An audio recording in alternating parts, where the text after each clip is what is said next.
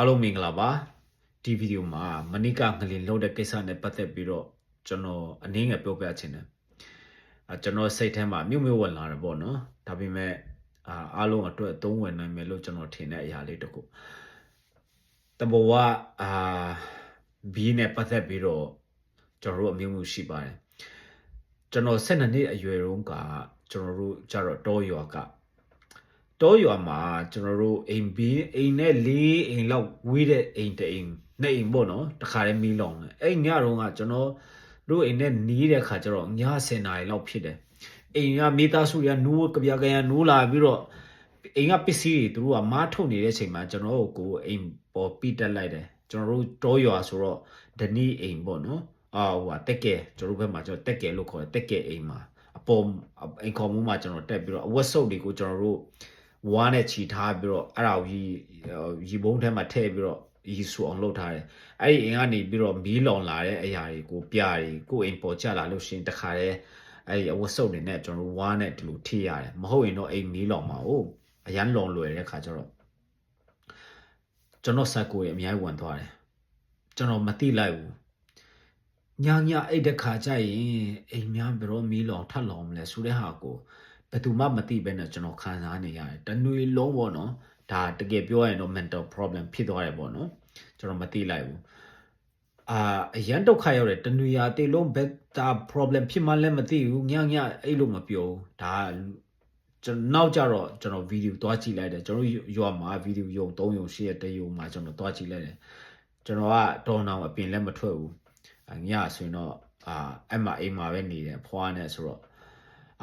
ကျွန်တော်အဲ့လိုဖြစ်နေတဲ့ချိန်မှာလုံးဝပျောက်သွားတယ်ကျွန်တော်ရဲ့တွေ့ကြုံရဆိုတော့လုံးဝဗီဒီယိုလေးကြည့်လိုက်တာနဲ့လုံးဝကိုတက်တာသွားတယ်လို့ကျွန်တော်ခံစားခဲ့ရတယ်ပေါ့နော်အဲ့နောက်ပိုင်းဆိုတော့တော်တော်လေးလက်တက်တာသွားပြီမရှိတော့ဘူးကျွန်တော်အရန်လက်ပျော်ခဲ့ရပေါ့နော်ကျွန်တော်ဗာပြောချင်လဲဆိုတော့အခုလူမျိုးငလင်လောက်တဲ့ကိစ္စတွေမှာကျွန်တော်တို့physically hurt เนาะကျွန်တော်တို့ခါတာကိုအသွေးသားတွေထိကုန်းထိမဲ့ဓာတ်တွေကကျွန်တော်တို့တယောက်နဲ့တယောက်နားလည်ပေးနိုင်တယ်ဒါပေမဲ့ဒီကျွန်တော်တို့တခါတလေကျရင်ခုနလိုမျိုးကျွန်တော်တွေ့ကြုံလိုမျိုးပေါ့နော်ကြောက်ဆိုင်တွေဝင်သွားတဲ့သူတွေလည်းအများကြီးရှိနိုင်တယ်အထူးသဖြင့်ကိုယ့်ရဲ့မိသားစုထဲမှာအဲ့လိုဖြစ်နေပြီဆိုရင်ကျွန်တော်ပညာရှင်တော့မဟုတ်တော်လည်းပဲဒီလိုဖြစ်ပြတဲ့မျိုးတွေမှာ recreation ကျွန်တော်ပြန်လုပ်ဖို့လိုအပ်တယ်ကစားဖို့သူမဟုတ် picnic သွားဖို့သူမဟုတ်ပန်းချန်တွေသွားမယ်ဒါတွေကိုတယောက်နဲ့တယောက်ဂရုစိုက်ကြပါဒါကအမတာမှလိုအပ်တယ်တိုးတက်တဲ့နိုင်ငံတွေမှာဆိုရင်သူတို့က mental problem ဖြစ်နေတဲ့အနေအထားမျိုးမှာဆိုရင်သူတို့ကဒီအထူးကို mental ပိုင်းဆိုင်ရာမှာ psychiatric တွေနဲ့သူတို့တွေကပြန်ပြီးတော့ကိုရတယ်ပေါ့နော်ကိုပြီးတော့ဒါတွေကိုပြန်ပြီးတော့ဖြည့်ပေးရတယ်ကျွန်တော်မြန်မာပြည်မှာဆိုရင်တော့တော်တော်ရှိမှာမဟုတ်ဒါပေမဲ့ကိုယ့်ရဲ့မိသားစုထဲမှာဒီလိုမျိုးခံစားနေရကြောက်စိတ်တွေဝင်သွားတယ်ဆိုရင်တော့တယောက်နဲ့တယောက်ကူညီပေးတတ်ဖို့လိုအပ်တယ်တချင်းတွေဆိုသူမဟုတ်တချင်းတွေနားတော့စိတ်ပိုင်းဆိုင်ရာကိုကျွန်တော်အများအားတယောက်နဲ့တယောက်ကူညီပေးဖို့လိုအပ်တယ်ဖြစ်နိုင်လို့ရှိရင်ပန်းချန်တွေတွားပါเนาะအမျိုးဓာရီကမသိဘဲနဲ့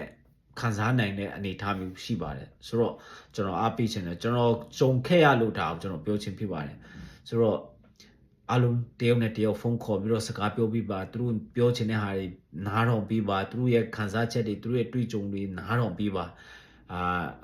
ဒီတခြားနိုင်ငံမှာရောက်နေတဲ့သူကိုတခြားမြို့နယ်မှာနေတဲ့သူတွေတယောက်နဲ့တယောက်ရင်ဖွင့်ပြီးတော့စကားပြောခိုင်းတဲ့သူတို့ရဲ့တွေ့ကြုံတွေဒါတွေလည်းအကျိုးပြုနိုင်မယ်လို့တော့ကျွန်တော်ထင်တာပဲလေနော်